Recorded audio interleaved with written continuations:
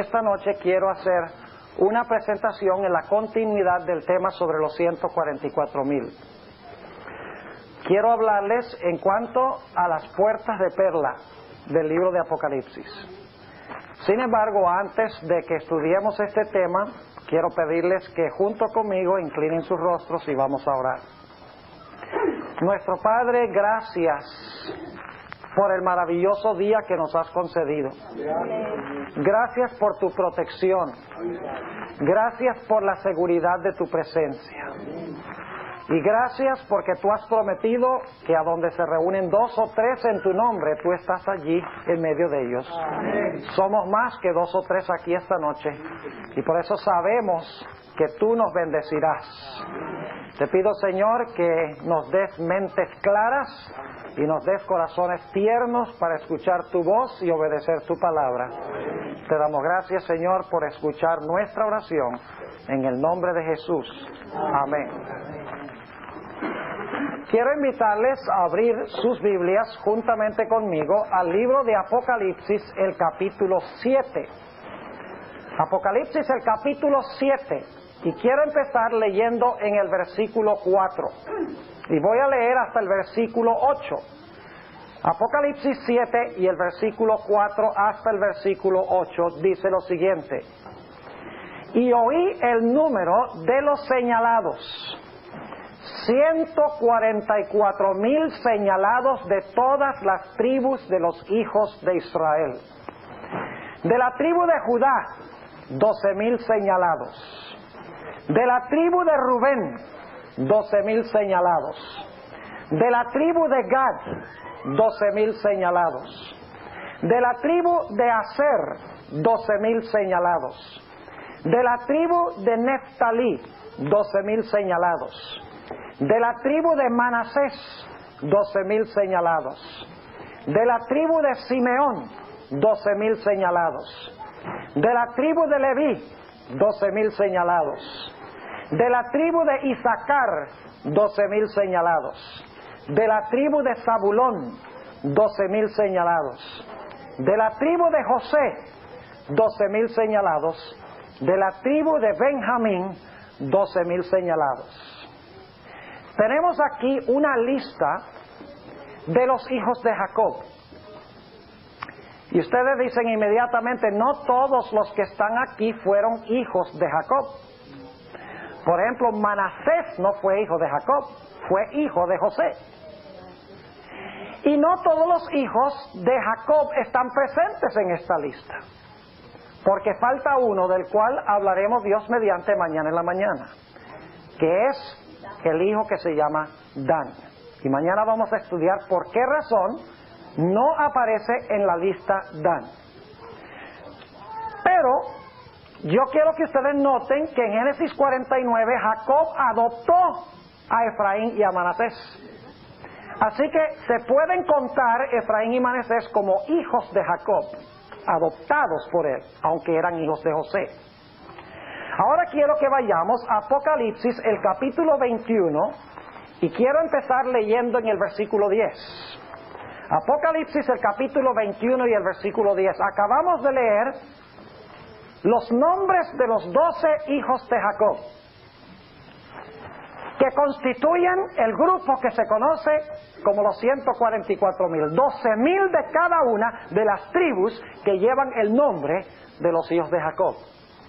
Ahora quiero que noten a dónde se encuentran los nombres de esos hijos de Jacob. Apocalipsis 21 y empezando en el versículo 10. Y llevóme en espíritu a un grande y alto monte, y me mostró la grande ciudad santa de Jerusalén, que descendía del cielo de Dios, teniendo la claridad de Dios. Y su luz era semejante a una piedra preciosísima, como piedra de jaspe, resplandeciente como cristal. Y ahora viene el versículo clave. Y tenía un muro grande y alto, con 12 puertas, y en las puertas 12 ángeles, y nombres escritos que son los de las 12 tribus de los hijos de Israel. Ahora, hermanos y hermanas, yo quiero que ustedes noten que esa lista de los hijos de Jacob en Apocalipsis 7, esa lista que tiene 12,000 sellados de cada una de las tribus que llevan los nombres de los hijos de Jacob, esos nombres se encuentran grabados en las puertas de la Nueva Jerusalén. Y quiero que noten que en cada puerta se halla un ángel. ¿Y saben por qué está el ángel allí? Para dirigir a las personas a entrar por la puerta que le corresponde. Y también para chequear el ID de los que llegan a la ciudad. Y por si acaso alguno dice, ¿cómo así, pastor? Recuerden que en el huerto del Edén Dios colocó ángeles para impedir que Adán y Eva entraran al huerto. Aquí los ángeles están en las puertas para admitir a los redimidos del Señor. Ahora inmediatamente nos preguntamos, ¿quiénes eran aquellos cuyos nombres están escritos sobre las puertas de la santa ciudad Nueva Jerusalén? Recuerden que esos nombres van a estar inmortalizados por la eternidad. Es decir, esos nombres de los hijos de Jacob van a estar allí por la eternidad como un tremendo testimonio en cuanto a la gracia de Dios. Ahora yo pregunto, ¿qué clase de personas eran estos cuyos nombres se encuentran grabados en las puertas de la santa ciudad, como dice aquí, la Nueva Jerusalén? Hermanos y hermanas, cuando nosotros examinamos la historia de estos hijos de Jacob, es una historia lóbrega, una historia oscura, una historia de rebelión contra Dios. Permítame compartir con ustedes algunas de las características de estos cuyos nombres están inmortalizados en las puertas de la ciudad, de la santa ciudad de Jerusalén, por toda la eternidad. Nosotros sabemos que los hijos de Jacob eran envidiosos y estaban llenos de riña. Ustedes recuerdan que constantemente tenían envidia de su hermano José, especialmente cuando su padre le concedió ese manto de muchos colores. Se llenaron de envidia, es decir, eran envidiosos. Además de eso, la Biblia nos dice que eran unos mentirosos. Imagínense ustedes, por años ocultaron de su padre la verdad en cuanto a lo que había pasado con José. Y es más, no solamente ocultaron la verdad, sino que abiertamente le mintieron a su padre en cuanto a lo que había sucedido con José. Entre esos hijos de Jacob habían asesinos, individuos vengativos. Imagínense ustedes, por ejemplo, Simeón y Leví, dos de esos hijos cuyos nombres están en las puertas de la ciudad, inmortalizados por los siglos de la eternidad, nunca para ser quitados esos nombres de las puertas. Ustedes conocen la historia, había un príncipe de una ciudad pagana que se llamaba Siquem, y este príncipe tenía el nombre de la ciudad, Siquem, y él tuvo relaciones premaritales con Dina, la hermana de los hijos de Jacob. Ahora, ellos no les gustó nada este asunto, especialmente Simeón y Leví. Así que Siquem amaba a Dina y le dijo a los hijos de Jacob y a Jacob, nosotros queremos casarnos, Dina y yo queremos casarnos. Y Simeón y Leví tramaron, hicieron un plan y dijeron, vamos a decirles a ellos, a todos los habitantes de Siquem, que está bien que Siquem se case con Dina, nuestra hermana, con tal que todos se circunciden, porque es que para pertenecer al pueblo escogido es necesario que todos sean circuncidados. Siquem amaba tanto a Dina que habló con todos los hombres de la ciudad y dijeron, sí, cómo no, con tal de que tú tengas a tu querida Dina, nos vamos a circuncidar.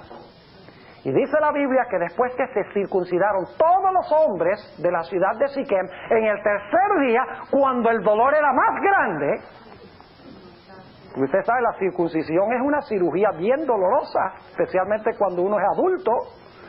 Dice que Leví y Simeón fueron a Siquem y se lanzaron contra los hombres que estaban adoloridos y acabaron con esa ciudad para vengar lo que había pasado con su hermana. Tales son dos de las personas cuyos nombres están inmortalizados en las puertas de la santa ciudad. Y luego pensamos de Rubén. ¿Saben ustedes que la Biblia dice que Rubén cometió incesto con su madrastra? Se acostó con la propia madrastra de él, con la esposa de su padre. Además de eso, eran hombres rencorosos, con un espíritu rencoroso. Ustedes recuerdan, por ejemplo, cuando echaron a José en la cisterna. ¿Saben ustedes que Leví y Simeón querían matar a José, según la sierva de Dios? Querían acabarlo allí. Y Rubén y los otros hermanos dijeron, no tan rápido, echémoslo en esta cisterna. Y ahí está su hermanito José, aproximadamente 17, 18 años, llorando y clamando, no me dejen aquí, yo soy hermano de ustedes, yo no soy enemigo de ustedes, está llorando para que lo saquen. Y Simeón y Leví están diciendo, mátenlo. Imagínense, su propio hermano, un espíritu asesino, un espíritu rencoroso. Tenemos entre esos hermanos también la característica de deshonra para con su padre. Imagínense ustedes, hermanos y hermanas, pasando año tras año tras año, viendo a Jacob envejecerse por la congoja y la tristeza que siente por lo que ha pasado con su precioso hijo, José. Entre esos tenemos también un individuo que visitó una prostituta, Judá. Interesante, Jesús es el león de la tribu de Judá. Judá visitó a Tamar, una prostituta, y no sabía que era su nuera, porque ella se disfrazó, según la Sagrada Escritura. Ahora imagínense, entre aquellos cuyos nombres van a estar inmortalizados en las puertas de la ciudad por la eternidad, están individuos que cometieron asesinato, gente mentirosa, gente celosa, gente que cometió incesto, gente rencorosa, gente que deshonró a su padre. Y había también gente con carácter bien débil. Por ejemplo, Rubén era un jellyfish, para aquellos que entienden inglés. ¿Sabe? Cuando llevaron a José, él fue el que sugirió, dijo, echémoslo en esta cisterna, no le hagamos nada. Y era el plan de él, después que los hermanos se fueran, él iba a regresar, iba a liberar a José. No tenía columna vertebral, siendo el mayor, para decir, esto está mal, no debemos hacerle esto a nuestro hermano, y haberse parado por la verdad. Rubén mostró debilidad de carácter, y ustedes saben la historia. Cuando él regresó, ya a José lo habían vendido a los ismaelitas, que se lo habían llevado a Egipto, y Rubén lloró de dolor por lo que había pasado, pero ya era demasiado tarde. Además de esto, los hijos de Jacob pertenecían a una familia disfuncional. ¿Cómo les hubiera gustado a ustedes pertenecer a una familia a donde habían 4 madres de 12 hijos? Imagínense Jacob se casa con Lea, no queriendo a Lea, ahí engañado. Y ahora Lea empieza a darle hijos a Jacob. Y Jacob se casa con Raquel, a quien él amaba, de verdad, y Raquel no le daba hijos. Imagínense, debajo del mismo techo está Lea diciéndole, Jacob te quiere a ti, pero me da hijos a mí. Y saben que era una tragedia no tener hijos en los tiempos bíblicos. Porque tener hijos, mientras más hijos, mayor la señal de la bendición de Dios. Y decía Raquel a Jacob, Jacob, dame hijos que me muero. Estas 2 mujeres peleando. Entonces Raquel se le ocurre una idea, y ella dice, yo sé lo que voy a hacer, yo voy a tomar a mi criada, a mi sierva, y ella va a tener hijos en mi lugar. Y le dice a Jacob, mira, yo quiero que tú tengas relaciones con esta esclava, y entonces tengo un hijo con ella. Y entonces tiene un hijo, y Raquel dice, ahora tengo hijo. Y dice Lea, eso no es nada, yo también puedo tomar a una sierva y tener hijos con ella. Así que ella también tomó su sierva y también tuvo hijos con ella. 12 hijos que provinieron de 4 madres. Ahora imagínense ustedes la conversación en la mesa a la hora de la cena. Imagínense las pataditas debajo de la mesa. Ay, mira, mi mamá, mi papá la quiere mucho, pero la tuya tú sabes que no la quiere. Terrible. Una familia completamente disfuncional. Una familia completamente torcida, psicológicamente averiada. Y sin embargo los nombres de esos 12 hijos de Jacob están inscritos por los siglos de la eternidad en las puertas de la santa ciudad, la Nueva Jerusalén. Ahora yo pregunto, ¿qué clase de personas se va a encontrar en la Nueva Jerusalén? Vayan conmigo a Apocalipsis, el capítulo 22 y el versículo 14. Apocalipsis 22 y el versículo 14. Note lo que dice. Ustedes conocen este texto muy bien. Declara: bienaventurados los que guardan sus mandamientos.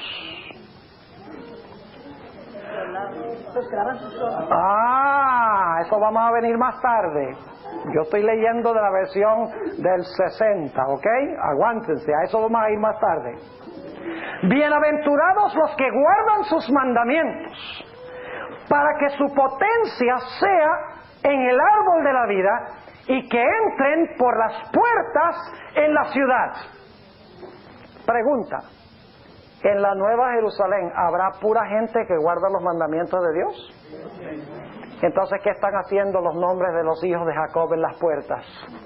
De estos asesinos, adúlteros, cometedores de incesto, vengativos, deshonrando a su padre. ¿Qué están haciendo ellos adentro? En realidad, fíjense los que están afuera. Noten el versículo 15. Dice: mas los perros estarán fuera, y los hechiceros, y los disolutos, y los homicidas, y los idólatras, y cualquiera que ama y hace mentira. Según esa descripción, ¿dónde deberían estar los hijos de Jacob? Afuera. Deberían estar afuera. Y sin embargo la Biblia dice que las puertas tienen sus nombres y están adentro. Ahora imagínense ustedes a alguien que está fuera de la ciudad: un mentiroso, un asesino, un idólatra.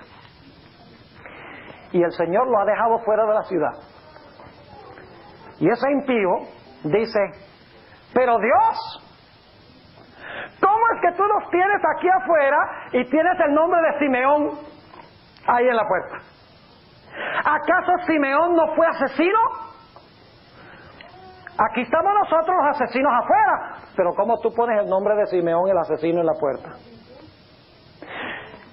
Pueden imaginarse otro impío diciendo: mira, tú nos tienes aquí afuera porque somos mentirosos. Pero todos esos hijos de Jacob eran unos mentirosos. Le mintieron a su padre. Tú nos tienes a nosotros aquí afuera porque somos adúlteros. Pero ¿qué nos dices de Rubén y de Judá, que cometieron incesto y visitaron rameras? ¿Qué hacen los nombres de ellos en las puertas de la ciudad? ¿Por qué estamos nosotros afuera y ellos adentro? Hermanos y hermanas, no solamente están los nombres de los hijos de Jacob, sino que hay individuos, 12,000 según leímos, de cada una de las tribus que pertenecen a esa misma tribu, que van a entrar por esa puerta. No solamente tiene Dios el problema de un individuo que cometió incesto y que cometió asesinato y que era vengativo y que era mentiroso. Dios tiene un problema mucho mayor. Son miles y miles que entran por esas puertas de la ciudad que tenían esa misma clase de carácter. Nos preguntamos, por lo tanto, ¿cómo es que Dios puede permitir que estos nombres estén inmortalizados en las puertas de la ciudad? ¿Y cómo permite que personas, miles de personas que tuvieron esos rasgos de carácter, entren por las puertas de la ciudad, cuando afuera están los que quebrantan los mandamientos y adentro están los que guardan los mandamientos? La respuesta es sencilla. Leví y Simeón llegaron a ser ex asesinos. Llegaron a ser ex mentirosos. Llegaron a ser ex adúlteros. Llegaron a ser ex vengativos. La Sagrada Escritura nos dice que aquellos que van a entrar por las puertas de la ciudad, aun cuando eran terribles pecadores, la Biblia nos dice que serán vencedores. Yo quiero que ustedes noten eso en Apocalipsis el capítulo 2. Apocalipsis el capítulo 2, y voy a leer la conclusión a cada una de las 7 iglesias. La conclusión de las 7 iglesias. Y quiero que noten la palabra clave. Apocalipsis el capítulo 2 y el versículo 7, en primer lugar dice: el que tiene oído, oiga lo que el Espíritu dice a las iglesias. Al que ¿qué? Al que venciere, daré a comer del árbol de la vida, el cual está en medio del paraíso de Dios. Esta es la iglesia de Éfeso. Al que ¿qué? Al que venciere. Noten el versículo 11. El mensaje a la iglesia de Esmirna: el que tiene oído, oiga lo que el Espíritu dice a las iglesias. El que venciere no recibirá daño de la muerte segunda. Note lo que dice el versículo 17, que es el mensaje a la iglesia de Pérgamo. El que tiene oído, oiga lo que el Espíritu dice a las iglesias. Al que venciere, daré a comer del maná escondido y le daré una piedrecita blanca, y en la piedrecita un nombre nuevo escrito, el cual ninguno conoce sino aquel que lo recibe. Note lo que dicen los versículos 26 y 27, el mensaje a la iglesia de Tiatira. Declara: y al que hubiere vencido y hubiere guardado mis obras hasta el fin, yo le daré potestad sobre las gentes, y las regirá con vara de hierro, y serán quebrantados como vaso de alfarero, como también yo he recibido de mi Padre. Noten el capítulo 3 y el versículo 5, el mensaje a la iglesia de Sardis. Dice: el que venciere será vestido de vestiduras blancas, y no borraré su nombre del libro de la vida, y confesaré su nombre delante de mi Padre y delante de sus ángeles. Note lo que dice en Apocalipsis 3 y el versículo 12, el mensaje a la iglesia de Filadelfia: al que venciere, yo le haré columna en el templo de mi Dios, y nunca más saldrá fuera, y escribiré sobre él el nombre de mi Dios, y el nombre de la ciudad de mi Dios, la nueva Jerusalén, la cual desciende del cielo con mi Dios y mi nombre nuevo. Y finalmente el mensaje a la iglesia de la Odisea, el capítulo 3 y el versículo 21, al que venciere, yo le daré que se siente conmigo en mi trono, así como yo he vencido y me he sentado con mi Padre en su trono. En relación con cada una de las iglesias que representan toda la historia de la iglesia cristiana, desde el comienzo, desde la era apostólica hasta el mismo fin del mundo, se dice: al que venciere, yo le daré todas estas bendiciones. ¿Y saben que todas estas bendiciones tienen que ver con la Nueva Jerusalén? Si ustedes leen con cuidado las promesas que hace Dios a los que vencen, cada promesa tiene que ver con algún aspecto de la Nueva Jerusalén. Yo pregunto entonces, a pesar de que los hijos de Jacob eran terribles pecadores, a pesar de que eran mentirosos y adúlteros e idólatras, y muchas otras características, vengativos, asesinos, yo pregunto, ¿vencieron ellos finalmente estos malos rasgos de carácter? La respuesta es que sí, y por eso Dios permite que entren por la ciudad, por las puertas de la ciudad. ¿Saben, hermanos y hermanas? No hay mayor demostración de la gracia de Dios que eso. ¿Saben ustedes que la Nueva Jerusalén estará llena de ex asesinos? Estará llena de ex mentirosos. Estará llena de ex cometedores de incesto. Estará lleno de ex deshonradores de sus padres. Estará lleno de ex pecadores que por la gracia del Señor Jesucristo han vencido. Amén. Ahora escuchen lo que les voy a decir. O les voy a preguntar, ¿de qué son las puertas? De perla. ¿Pueden ustedes imaginarse el tamaño de esa perla? Es una tremenda perla. Ahora, ¿por qué las puertas son de perla? ¿Por qué son de perla las puertas? Porque las perlas son muy valiosas. Son muy preciosas y valiosas. ¿Cómo se forma una perla? Se forma cuando le cae el cuerpo extraño. A la ostra le cae, por ejemplo, un granito de arena. ¿Y qué hace ese granito de arena? La molesta. Irrita. Y cuando irrita, ¿qué empieza a hacer la madre perla? Empieza ¿a qué? A segregar un líquido porque le causa dolor, le fastidia esto. Y empieza a soltarse el líquido y entonces se va endureciendo y va formando lo que nosotros conocemos como la perla. Es decir, la perla se forma a través del sufrimiento. Los que entran por las puertas de la ciudad entrarán a través de mucho sufrimiento. El Señor Jesucristo dijo, es por medio de mucho sufrimiento y tribulación que debemos entrar ¿a dónde?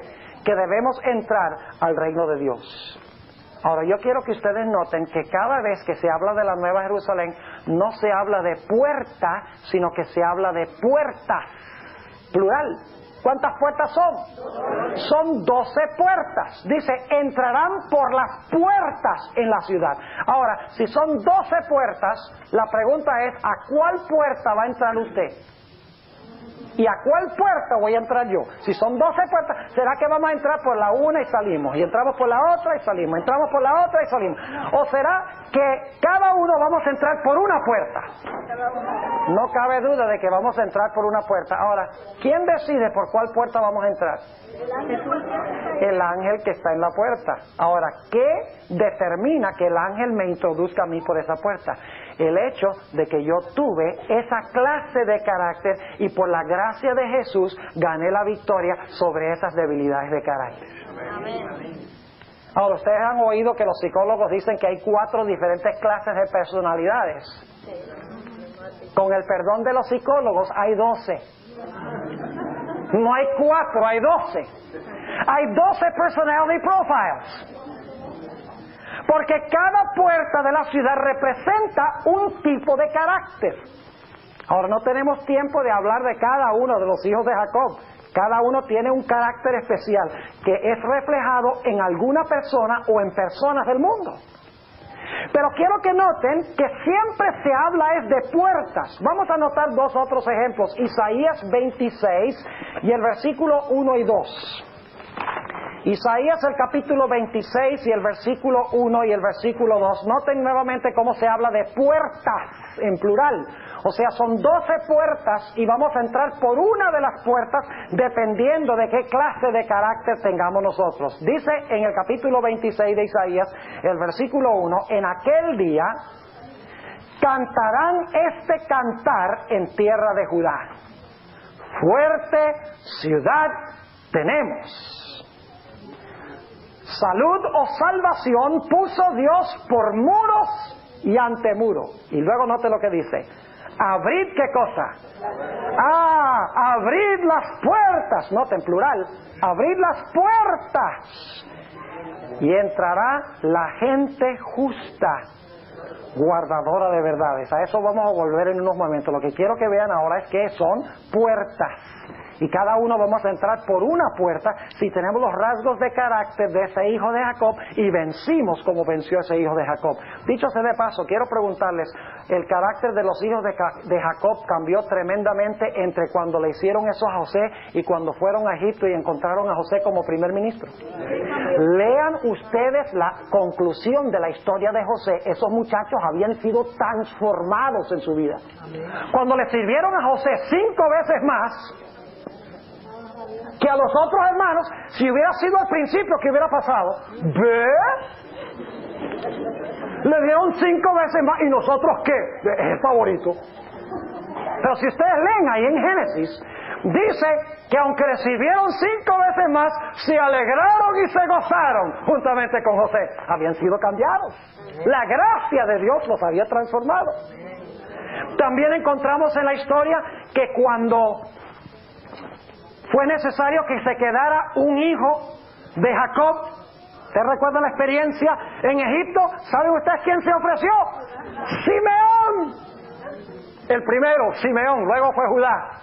Interesante. El que quería matar a José, ahora dice, no, yo me quedo aquí. Y traigan ustedes a Benjamín. ¡Qué bárbaro! Extraordinario. Y luego al final Judá ofrece su vida, dice, yo voy a ser esclavo toda mi vida, con tal de que tú sueltes a Benjamín y lo dejes ir. ¡Qué bárbaro! Habían sido transformados y cambiados por la gracia de Dios. Por eso es que podían tener sus nombres sobre las puertas de la ciudad, menos Dan, del cual hablaremos, Dios mediante, mañana en la noche. Ahora yo quiero leerles una cita que encontramos en el libro Patriarcas y Profetas, páginas 238 y 39. ¿Saben ustedes que la sierva de Dios nos dice que cuando Jacob reunió a sus hijos para pronunciar la bendición sobre ellos, él estaba describiendo su carácter hasta el fin del tiempo? Permítame leerlo primero en el libro de Génesis. Si ustedes van conmigo allí, Génesis 49 y el versículo 1, escuchen bien. Estamos diciendo que los 12 nombres representan 12 caracteres. El carácter de la tribu hasta el final del tiempo. ¿Recuerdan ustedes que en el libro de Génesis los nombres son muy importantes? Dijimos eso y mostramos que en Génesis los nombres son importantes, denotan el carácter del que lleva el nombre. Ahora noten lo que dice aquí en Génesis 49 y el versículo 1.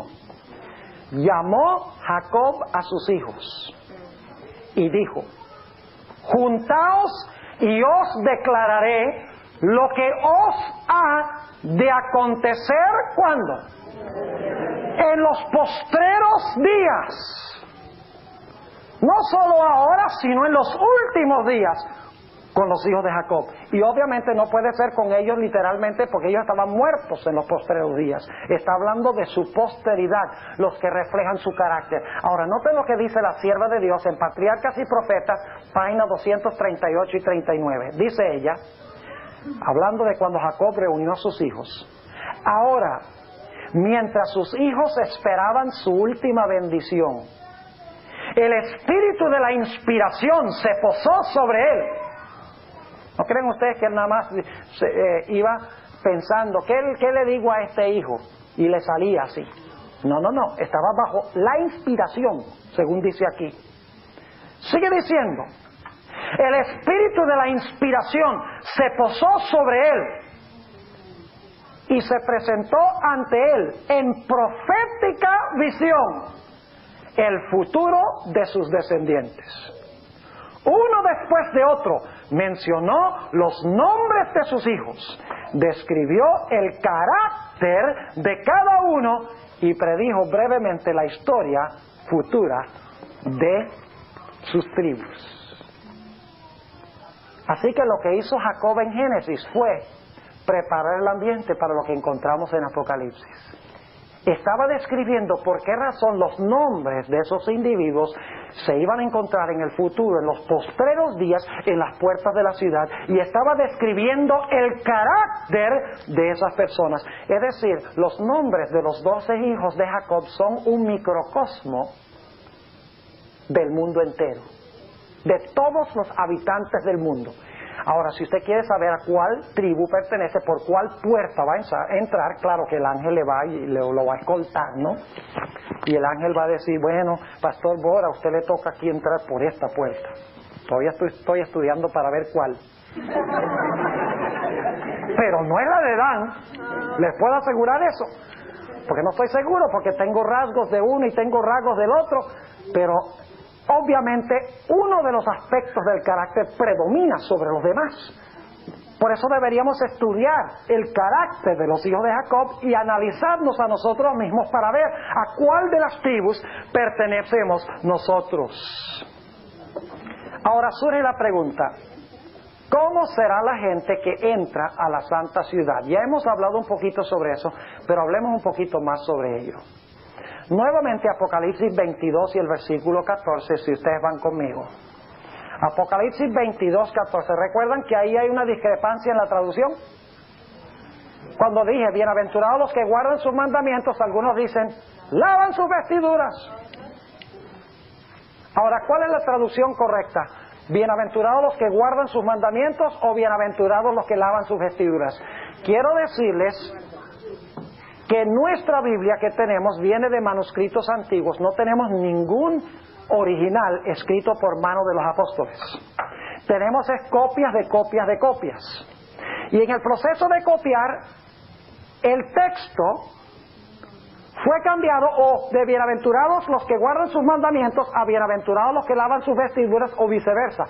Debo decirles que en el idioma griego la expresión lavan sus vestiduras y la expresión guardan sus mandamientos es muy muy parecida. Sería muy fácil cometer un error de copiar, de copista. Indudablemente eso es lo que pasó. Ahora ustedes dicen, bueno, ¿cómo se debe traducir esto? Se debe traducir, guardan sus mandamientos o lavan sus vestiduras. Yo digo, ¿será posible que Dios permitió que haya esta doble posibilidad con un propósito especial? No necesitamos de este texto, Apocalipsis 22 y el versículo 14, para comprobar si debe traducirse lavan sus vestiduras o guardan sus mandamientos. ¿Saben por qué? Porque ambas expresiones se usan de los redimidos en otras partes del libro de Apocalipsis. En cuanto a la gran muchedumbre que estudiamos esta mañana, dice que ellos han lavado sus ropas y las han blanqueado en la sangre del Cordero. Eso es lo que nosotros llamaríamos justificación, perdón, cuando Dios nos quita nuestro registro y nos mira como si nunca hubiéramos pecado. Pero saben que también dice en Apocalipsis el capítulo 14 y el versículo 12, en cuanto a ese mismo grupo que lavó sus vestiduras en la sangre del Cordero, dice allí, aquí está la paciencia de los santos, aquí están los que guardan los mandamientos de Dios y la fe de Jesús. Es decir, las dos traducciones son correctas, según otros textos en Apocalipsis. Lavan sus vestiduras en la sangre del Cordero, tienen perdón, son justificados. Pero por el otro lado, guardan sus mandamientos. No solo tienen perdón, sino poder para guardar los mandamientos de Jehová. Son santificados. Los que entran por las puertas de la ciudad no solamente han recibido perdón, sino que han recibido en su vida pureza. No solo han sido justificados y perdonados, sino que han sido limpiados y han sido santificados en su vida. Notemos algunos textos que encontramos en la Biblia que indican este punto, que tiene que ser perdonados y limpiados. Porque muchos hoy en día dicen, no, con tal que yo confiese mis pecados, Dios me perdona y no importa la vida que yo viva. No, señor. La santificación no nos salva, pero la santificación demuestra si estamos salvos. Por sus frutos los conoceréis, dijo Jesús. No hay nadie que haya sido justificado cuya vida no haya sido transformada y cambiada.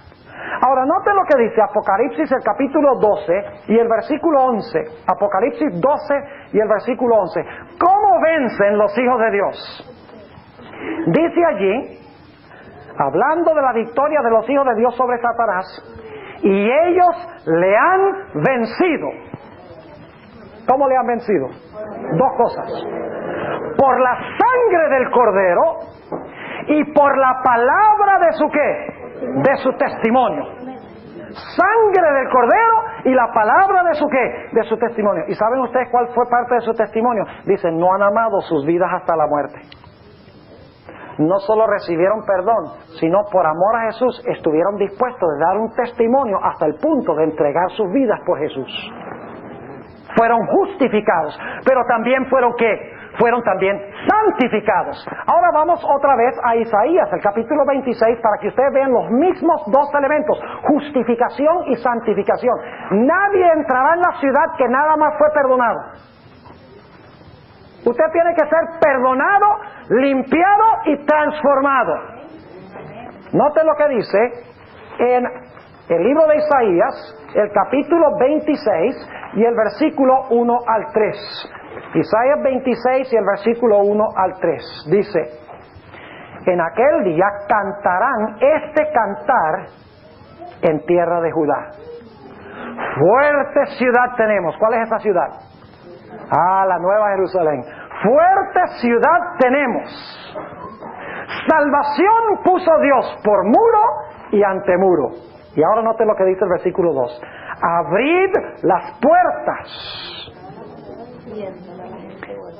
Y entrará la gente ¿qué? Antes de guardadora hay otra cosa. ¿La gente qué? Justa. ¿Qué es lo que nos justifica? La sangre de Cristo. ¿Saben ustedes que la sierva de Dios dice que la justificación y el perdón son lo mismo en el camino a Cristo? Pregunto, ¿esta gente fue perdonada? ¿La gente que entra es justa? ¿Por la sangre de Cristo? Sí. Dice, abrid las puertas y entrará la gente justa. ¿Y luego qué dice? Guardadora de qué? De verdades. En realidad en el hebreo dice guardadora de la verdad. ¿Qué es eso? Guardadora de la verdad. ¿Qué significa eso? La palabra de Dios. ¿Dónde está la verdad? La palabra de Es la palabra de Dios. Oh, Jesús es la verdad, sí. ¿Y dónde encontramos a Jesús? En este libro. ¿Cómo nos santifica Jesús? La forma como nos santifica Jesús es que nosotros asimilamos la palabra y la palabra entra y nos limpia. Ustedes dicen, ¿cómo así? Bueno, vamos a leerlo. Vamos al Salmo 119. Salmo 119, para que ustedes vean cómo funciona este proceso. Salmo 119, y vamos a leer el versículo 9, dice lo siguiente. ¿Con qué limpiará el joven su camino? Con guardar tu palabra. Y luego dice en el versículo 11, en mi corazón he guardado tus dichos, para no pecar contra ti. ¿Cómo es que cambia nuestra vida y es transformada nuestra vida? Por medio de meter en nuestro ser, ¿qué cosa? La palabra de Dios. Porque lo que metemos, sale. Déjenme darles una ilustración. Yo tengo aquí una grabadorita que está funcionando ahora. Yo lo grabo. Cuando yo toque lo que tengo en el cassette, ¿qué voy a oír? lo que usted dijo. Aquí ahora yo estoy hablando, estoy grabando mi voz aquí, y cuando lo vuelva a tocar va a salir la voz del hermano de cena. No, la tuya. No, la tuya. ¿Ah? La tuya. ¿Y por qué la mía? Porque lo que metí sale. ¿Ustedes creen que eso es menos verdad en nuestra vida espiritual? ¿Sabe que usted lo que mete por sus ojos es lo que sale en su comportamiento? Si usted deja que entre violencia, si usted deja que entre sexo, si usted deja que entre mentira, ¿sabe lo que va a salir? Violencia, sexo y mentira. Porque somos lo que permitimos entrar por nuestros sentidos. Si entra la palabra, reflejamos la palabra. Si entra la televisión, reflejamos la televisión. Note lo que dice Efesios 5. Efesios el capítulo 5. Y vamos a notar qué es lo que nos purifica, qué es lo que limpia nuestra vida, nuestro comportamiento. Dice en Efesios el capítulo 5 y el versículo 25 lo siguiente: maridos, amad a vuestras mujeres así como Cristo amó a la iglesia y se entregó a sí mismo por ella. Ahora nótenla.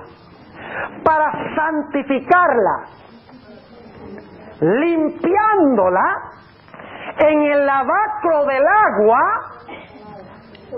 por la palabra. ¿Cómo limpia Cristo a la iglesia? En el lavacro del agua, ¿por la qué? Por la palabra. ¿Qué dice en Isaías 26 entonces? Isaías 26 dice que entrará por las puertas a la ciudad la gente justa, justificada, pero la gente también que guarda ¿qué cosa? La verdad. Y la palabra es verdad, y la palabra es la que transforma y cambia nuestra vida a imagen y semejanza de Jesús. ¿Saben ustedes algo interesante? El Señor Jesucristo está ahora personalmente en el cielo, pero en la tierra está en un libro. Nosotros estamos personalmente en la tierra y en el cielo estamos en un libro. Y Dios solo escribe allá lo que vivimos aquí.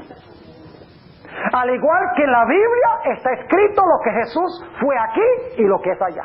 Su historia está en el libro. Si usted quiere ser más como Jesús, usted tiene que abrir la palabra y usted tiene que asimilar a Cristo a través de su palabra, y a medida que hace eso diariamente, dedica su periodo devocional, su vida va cambiando, porque por la contemplación somos transformados. ¿Saben que en 2 Corintios 3:18 dice, contemplando en cara descubierta la gloria del Señor, somos transformados a su misma semejanza? ¿Saben ustedes cuál es la palabra transformados allí? Es la palabra metamorfoeo.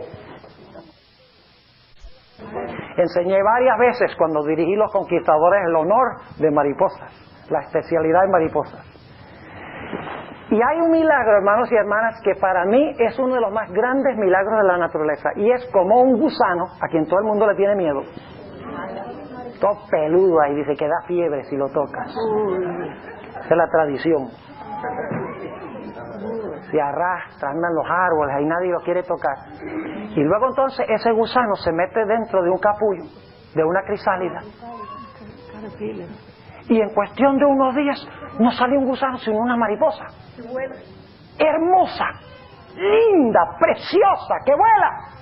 ¿Qué ha pasado? Se ha realizado una metamorfosis. La Biblia dice que todos nacimos gusanos. Y usted dirá, a mí no me gusta que me diga gusano. Bueno, no soy yo el que lo digo, lo dice la Biblia. Pero por la gracia de Jesús, estos gusanos, como los hijos de Jacob, pueden ser transformados y cambiados por la gracia de Jesús, para que podamos entrar por las puertas de la santa ciudad. Y eso sucede no solo cuando Cristo nos perdona, sino que sucede también cuando Cristo, por su palabra, nos limpia y nos transforma a su misma semejanza. Permítame ilustrar este punto para que puedan entender cómo lo hace Dios. Quiero regresar al libro de Génesis. No vayan conmigo allí, nada más les voy a describir lo que quiero mencionarles ahora. Mira la ley. Pero ahora vamos a hablar de la gracia. Literalmente vamos a hablar de la gracia. Escuchen. Cuando Adán y Eva pecaron, lo primero que ellos hicieron fue tratar de justificar su pecado. Cuando Dios vino y habló con Adán, le dice, ¿qué es lo que hiciste? Adán dice, la mujer que me diste por compañera. Me dio y comí. ¿Estaba arrepentido Adán? No. ¿Estaba triste por lo que había hecho? No, se estaba justificando. Eso es lo que representan las hojas de higuera con las cuales ellos se cubrieron. Su intento de cubrir su propia desnudez con su propia justicia. Y lo demostraron porque Adán dice, la mujer que le está echando la culpa a Dios, dice, si tú no me das a esa mujer, a mí no me pasa eso. Y luego viene donde Eva le dice, ¿qué es lo que has hecho? Dice, pues la serpiente que tú hiciste. Si no es por esa serpiente que tú haces, fíjese que le está echando la culpa a Dios y a la serpiente. Si no hubiera sido por eso, yo no peco. ¿Siente Eva tristeza por su pecado? No. ¿Qué está tratando de hacer? Justificarlo. Ahora escuchen. ¿Cuándo fue que Adán y Eva cambiaron de actitud? Sí, Señor. Déjenme describirles lo que pasó. Las siervas de Dios lo describen, patriarcas y profetas. Dios le dijo a Adán, mira Adán, lo que tú has hecho es una cosa terrible. Tú has admitido que has pecado. Tú le echaste la culpa a la mujer y le dice a la mujer, lo que tú has hecho es tan terrible. Tú no te imaginas cuán terrible es. Tú le echas la culpa a la serpiente y a mí. Yo te voy a mostrar cuán terrible es esto. Y le dice a Adán, Adán, anda, busca un corderito. Y esto es en un mundo donde no había muerte. Hoy en día nos matan gente. Así es la vida. Sí está malo el mundo, ¿no? Decimos nosotros. Pero no nos alarma, no nos aterra la muerte. ¿Saben por qué? Porque nuestra mente ha sido desensibilizada, ha sido endurecida por estar expuestos constantemente al fenómeno de la muerte. Pero imagínense a Adán en un mundo donde nunca había muerto nada. Y ahora Dios le dice, trae ese animalito, ese corderito que no te ha hecho nada. Agarra un cuchillo. Y algunos siempre quieren saber de dónde salió el cuchillo. Ese no es el punto. De alguna parte salió. Una piedra afilada. Un implemento afilado, digamos. Ok, una piedra, sea lo que sea. Pero Dios le dijo, toma el cuchillo, vamos a usar un cuchillo. Nada más por ahora, porque con eso podemos identificarnos nosotros. Le dice, quiero que tomes el cuchillo, agarra ese cordero y estira su quijada y agarra el cuchillo y córtale la garganta desde un lado al otro lado. Y la sierva de Dios lo describe. Dice que Adán tomó el cuchillo en su mano y rajó el cuello de ese pequeño cordero. y la sangre empezó a chorrear del cuello de ese cordero. Y ahora el cordero queda inerte en sus brazos. Está muerto, no se mueve. Y Adán está aterrado de lo que está pasando, viendo la sangre manchar sus brazos. Y Dios le dice: Adán, eso es lo que le va a pasar a mi hijo por lo que tú hiciste. Hermanos y hermanas, ¿saben que ese fue el momento cuando Adán se convirtió y vio lo terrible que era su pecado? ¿Saben que en ese momento Adán dijo: oh Señor, perdóname por lo que he hecho? Pero también de ese sacrificio fluyó poder. Porque Adán dijo: si el pecado es tan terrible que va a crucificar al Hijo de Dios, yo no quiero nada más que ver con el pecado. Amén. El sacrificio no solo lo perdonó, sino que, captando una visión del sacrificio, sintió repulsión y odio por el pecado que le iba a quitar la vida a Cristo Jesús. ¿Cómo vencemos nosotros el pecado? ¿Tratando de vencerlo? No. Mirando cuánto cuesta el pecado. Y solamente podemos divisar cuánto ha costado el pecado si estudiamos la Sagrada Escritura. Si dedicamos esa hora que dice la hermana White de contemplación diaria a la vida de Jesús. Especialmente, dice ella, las escenas finales. Y dice que cuando contemplamos las escenas finales, el sufrimiento de Jesús, dice que nuestros corazones serán humillados y abatidos y caeremos llorando a los pies de Jesús, al pie de la cruz. Amén. Y luego Dios tomó esas pieles de ese cordero y vistió a Adán y Eva y cubrió su desnudez, como la justicia de Cristo cubrirá la vergüenza de nuestra desnudez. Amén.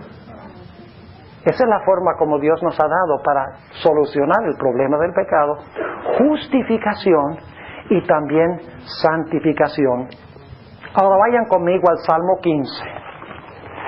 Porque algunos dicen: no, solamente va a haber en la ciudad gente perdonada. Yo digo que en la ciudad no va a haber solamente gente perdonada, habrá gente perdonada y cambiada y transformada, como los hijos de Jacob. Note lo que dice en el Salmo 15. Salmo 15. Y quiero que noten que este salmo es el salmo de los 144,000. ¿Cómo sabemos que este es el salmo de los 144,000?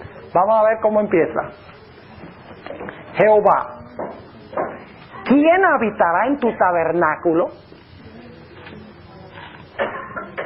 ¿Quién residirá en el monte de tu santidad? Pregunto, ¿quiénes son los que están en el monte de la santidad de Dios en Apocalipsis? ¿Quiénes son los que le sirven en su templo día y noche? Entonces, este es el salmo de los 144,000. Note lo que dice el versículo 2. Aquí viene la respuesta. El que anda en integridad y obra justicia. Noten el énfasis sobre la santificación, la vida santificada, la transformación de la vida. El que anda en integridad y obra justicia y habla verdad en su corazón. ¿Saben qué significa eso? Habla verdad en su corazón. Los 144,000 dice que no había engaño en su ¿qué? En su boca. Hablan la verdad en su corazón. El que no detrae con su lengua. Esa palabra detrae no es una buena traducción. Calumnia, sí, pero la palabra hebrea significa el que muerde con la lengua por detrás. En inglés la palabra es backbite. El que muerde por la espalda con la lengua. Vamos a ver mañana que es el problema de Dan. Era una serpiente que mordía al caballo por detrás para tumbar al jinete. Versículo 13, el que no distrae con su lengua, ni hace mal a su prójimo, ni contra su prójimo acoge oprobio alguno. Aquel a cuyos ojos es menospreciado el vil, mas honra a los que temen a Jehová, y habiendo jurado en daño suyo, no por eso muda, es decir, no cambia su palabra. Quien su dinero no dio a usura, es decir, no se aprovechó de los demás, cobrando un exceso de interés, ni contra el inocente tomó cohecho.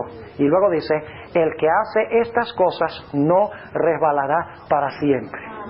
Noten el énfasis sobre la diferente clase de vida que viven aquellos que están dentro de la ciudad. Notemos también el Salmo 24. El Salmo 24. Y ya voy a ir acercándome yo para acá también.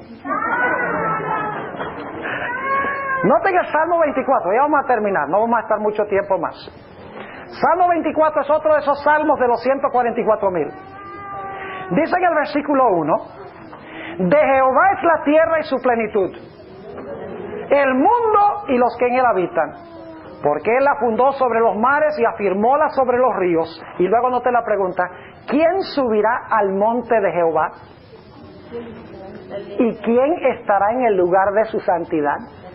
¿Ven que este es un salmo de los 144,000 también?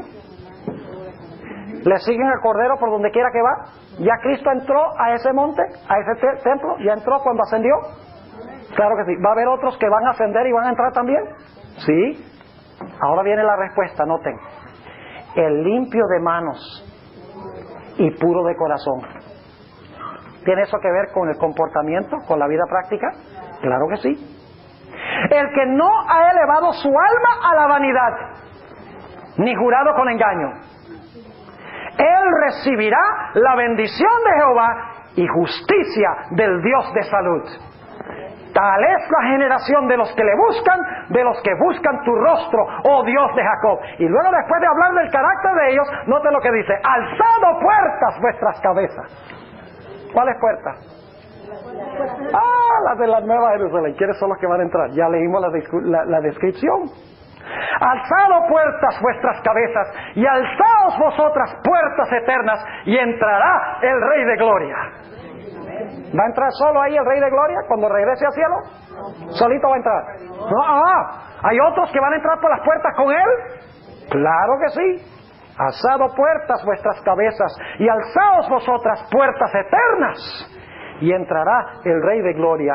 ¿Quién es este Rey de Gloria? Jehová el fuerte y valiente, Jehová el poderoso en batalla. Alzad, oh puertas, vuestras cabezas, y alzaos vosotras puertas eternas, y entrará el Rey de Gloria. ¿Quién es este Rey de Gloria? Jehová de los ejércitos. Él es el Rey de la Gloria. Amén. ¿Desean ustedes entrar allí dirigidos por el Señor Jesús? Amén. Necesitamos tener no solo perdón, sino necesitamos tener un cambio de la vida por medio de la sangre del Cordero de Dios que quita el pecado del mundo, contemplando lo que cuesta el pecado. Quiero concluir con esto y no voy a leer el texto. Isaías 60 y el versículo 18 dice que los muros de la ciudad se llaman salvación, y dice que las puertas se llaman alabanza. ¿Por qué se llaman las puertas alabanza? ¿Acaso las puertas de perla cantan? No, pero los que van a entrar por las puertas van a entrar cantando. ¿Y qué es lo que van a cantar? Alabanza. ¿Cuál alabanza específicamente? Van a cantar el cántico de Moisés y del Cordero, el cántico de su liberación.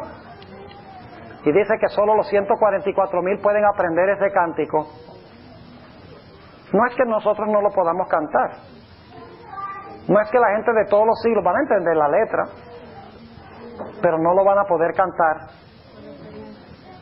de la forma como lo cantan los 144,000, porque ese cántico es el cántico de su experiencia, una experiencia por la cual solo han pasado ellos. Yo pregunto, ¿han oído ustedes cantar alguna vez un Negro Spiritual? ¿Sabe lo que es un Negro Spiritual? Es la música que escribieron los esclavos cuando eran esclavos aquí en los Estados Unidos. Por ejemplo, Swing Low, Sweet Chariot. Y siempre son himnos de cómo Dios va a venir en su carruaje, cómo Dios va a venir para rescatarlos, para librarlos de su esclavitud. Pregunto, ¿la gente blanca puede cantar esos himnos como los negros? No. ¿Por qué?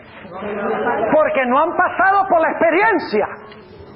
Podemos repetir las palabras, pero no las podemos entender porque no son nuestra experiencia. Los 144,000 cantan su experiencia. Yo pregunto, ¿podríamos nosotros cantar el himno de Éxodo 15, que es el cántico de Moisés, cuando el pueblo de Dios pasó el Mar Rojo, los egipcios todos fueron sepultados, fueron libertados de sus enemigos?